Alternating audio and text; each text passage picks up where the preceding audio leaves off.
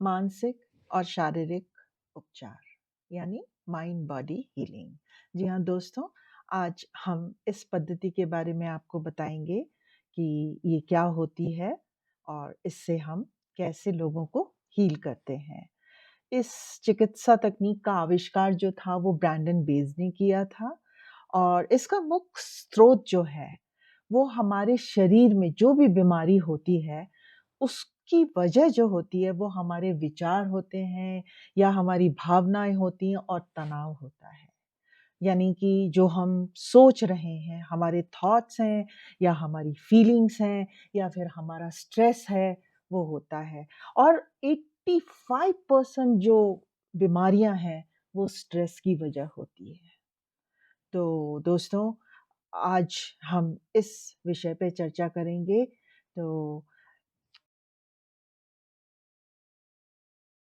नमस्कार दोस्तों, मैं हूँ जया कालरा और मेरे चैनल पे आपका स्वागत है कि ये किस तरह से काम करता है।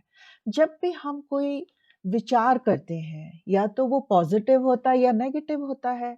अगर वो पॉजिटिव है तब तो बिल्कुल ठीक है, लेकिन अगर वो नेगेटिव है, कोई नेगेटिव थॉट है या फिर हम किसी ऐसी स्थिति में हैं जहाँ कुछ ऐसा हो रहा है कि एकदम से कोई नेगेटिव चीज हुई और एकदम से उस वक़्त आप इमोशनली अपने पीक पे थे, तो क्या होगा कि आपकी वो जो फीलिंग है, वो जाके आपके बॉडी के किसी न किसी पार्ट की किसी न किसी सेल पे जाके बैठ जाएँगे। अगर वो पॉज़िटिव है, तब तो कोई मुश्किल ही नहीं है, लेकिन अगर वो नेगेटिव है, तो वो क्या करेंगे कि वो वहाँ जाके बीमारी को पैदा करेंगे।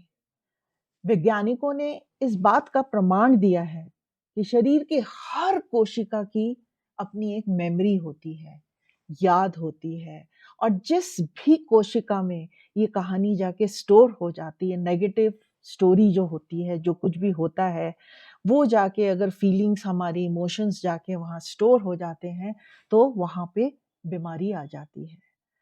ऐसा नहीं है कि वो बीमारी साथ-साथ ही आ जाती है, कभी-कभी इस बीमारी को आने में सालों भी लग जाते हैं।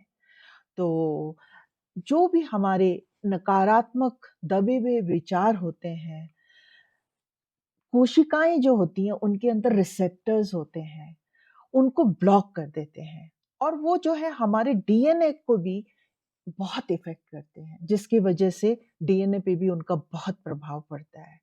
इसलिए ब्रैंडन बेज ने क्या किया, इस जो पूरी प्रक्रिया थी, जिससे वो लोगों को ठीक करने का उन्होंने बनाया, उसको द जर्नी का नाम दिया और वो प्रक्रिया को इस तरह से उन्होंने अपनाया कि वो अपनी जो भी लोग थे उनके जो भी भावनाएँ होती थी, जिनको वो दबा लेते थे।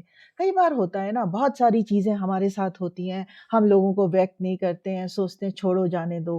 पर आप जानते नहीं हैं कि कभी-कभी ये छोटी-छोटी चीज़ें भी जो है ना, बहुत असर कर जाती हैं। जैसे कि 2 बच्चे हैं और दोनों ही माँ खाना खाने बैठे हैं और माँ ने एक के प्लेट में थोड़ा खाना डाल दिया और एक के प्लेट में ज़्यादा डाल दिया।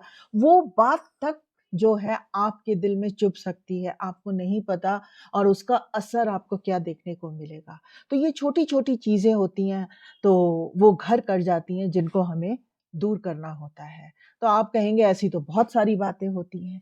पर दोस्तों, जिस वक़्त हमारे शरीर में किसी भी भाग में कोई प्रॉब्लम होने लगती है, तो हम उसको इस प्रोसेस के द्वारा जो ब्रैंडन बेज ने इजाद किया है, हम ठीक कर सकते हैं। तो इस वक़्त में क्या है कि हम इस प्रक्रिया के अंदर में हम क्या करते हैं, इसमें जो होता है, जो हमारी दबी हुई भावनाएँ हैं, हम उनको बाहर निकालते हैं इस प्रोसेस के द्वारा और उसका एक इमोशनल हीलिंग करते हैं। जितने भी जिन चीज़ों को हमने शट डाउन करके रखा है अपने इमोशंस को, जिनको हमने कभी अटेंड नहीं किया, इस वक़्त हम उन इमोशंस को जगाते हैं, वापस लेके आते हैं और उससे हम पहले इमोशनल हीलिंग करते हैं और उसके बाद में दूसरा प्रोसेस होता है जिसके अंदर हम फिज़िकल हीलिंग करते हैं और उस बीमारी को ठीक करते हैं। तो इससे मतलब इमोशनल एंड फिजिकल हीलिंग, इसके 2 पार्ट होते हैं जिससे हम लोगों को ठीक करते हैं।